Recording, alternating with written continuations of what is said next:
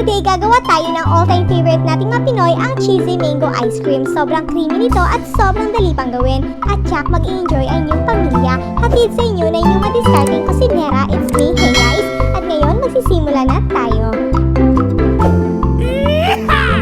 Narito ang mga sangkap na ating kailangan. Kondensada, evaporada, Nestle cream at 2 mangga. Haluan din natin ito ng cheese. At kukuha tayo ng lalagyan